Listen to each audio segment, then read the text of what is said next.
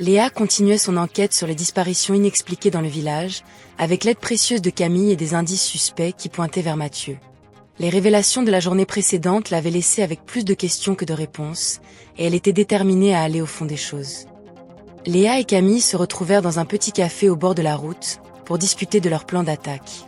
Camille avait réussi à pirater le compte email de Mathieu, et ils avaient découvert des échanges suspects avec un certain Auguste, qui semblait être un témoin clé dans l'enquête.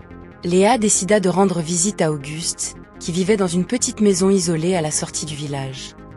Lorsqu'elle arriva chez Auguste, Léa fut surprise de trouver un homme âgé et fragile, qui semblait avoir perdu la mémoire. Auguste lui parla de souvenirs flous et de cauchemars récurrents, qui le hantaient depuis des semaines. Léa essaya de le questionner sur les disparitions, mais Auguste semblait ne rien savoir. Soudain, Auguste se leva et se dirigea vers une armoire, d'où il sortit une vieille photo. La photo représentait un groupe de personnes, dont certaines étaient déjà disparues. Léa reconnut également Mathieu sur la photo, ce qui la fit réfléchir à un possible lien entre les disparitions et l'homme d'affaires. Léa quitta la maison d'Auguste avec plus de questions que de réponses, mais elle était déterminée à creuser plus profond. Elle décida de rendre visite à la famille d'une des victimes, pour voir si elles avaient des informations utiles. Lorsqu'elle arriva chez la famille, elle fut accueillie par une atmosphère de peur et de... La famille lui parla de menaces anonymes et de coups de téléphone inexplicables, qui les avaient poussés à abandonner leur recherche de vérité. Léa réalisa que Mathieu devait être impliqué dans les disparitions, et qu'il était prêt à tout pour cacher la vérité.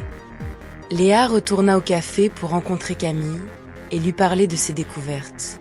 Camille lui apprit que Mathieu avait des liens avec des sociétés étrangères, qui pourraient être impliquées dans des activités illégales.